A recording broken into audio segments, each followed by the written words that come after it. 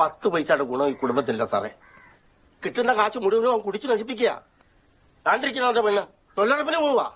സർക്കാർ ജോലിയാണ് ആ നായുടെ വിചാരം. അറിയോ? അടുത്ത സാറേ. അതുകൊണ്ടാ സാറേ ആരെങ്കിലും ഒരാൾ മാറി താമസിക്കാൻ ഞാൻ പറഞ്ഞത്. അത് തെറ്റാണോ?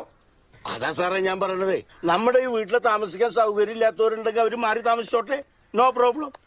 ഞാൻ എന്തായാലും ഇവിടുന്ന് മാറി താമസിക്കാൻ തീരുമാനിച്ചിട്ടില്ല. പിന്നെ എന്റെ അച്ഛൻ പറയണത് ഞാൻ ഡെയിലി വെള്ളം അടിക്കണമെന്നാണ്. അടിക്കണ ആർക്ക് വേണ്ടിയാ സാറേ?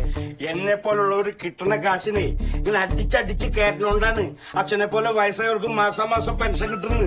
1600 കിട്ടുന്നില്ലേ? അപ്പു സാറിന് മാസം ശമ്പളം കിട്ടുന്നില്ലേ? അതെ, ഈ കള്ളു കുടിക്കാന്ന് പറഞ്ഞ അത്ര മോശം പരിപാടിയൊന്നല്ല. കള്ളെന്ന് പറയുന്നത് പോഷകാഹാരാണ്. കാലത്ത് കുടിച്ചാൽ ലഹരിയില്ല. ഇതേ സർക്കാർ പറഞ്ഞതാ, അല്ലാണ്ട് വിജയം പറഞ്ഞതല്ല. ഒന്ന് നിർത്തലാണ്. കള്ളുടിയോ? കള്ളുടി തന്നെ വർത്താനം നിർത്താൻ. നീ ചോദിച്ചതിന് സമാനം പറയണ. എന്ത്? ആദ്യം ഈ വീട്ടിൽ കല്യാണം കഴിച്ചത് കൊച്ചുങ്ങളോട് നിനക്കല്ലേ? അപ്പൊ നീയല്ലേ മൂത്തത്? അപ്പൊ ആദ്യം പറയണത് നീയല്ലേ? നാട്ടു നടപ്പനുസരിച്ച് ഈ വീട്ടിൽ ആദ്യം കല്യാണം കഴിച്ചതും കുട്ടികളുണ്ടായതും എനിക്കല്ല. പിന്നെ ആർക്കാ? ഇരിക്കണ അച്ഛനെ സംശയം ചോദിച്ചു നോക്ക്. അച്ഛന്റെ മകനല്ലേ ഞാൻ. അപ്പൊ അച്ഛൻ ഭാര്യനെയും കുട്ടികളെയും ഒക്കെ വിളിച്ചിട്ട് ഇറങ്ങല്ലേ.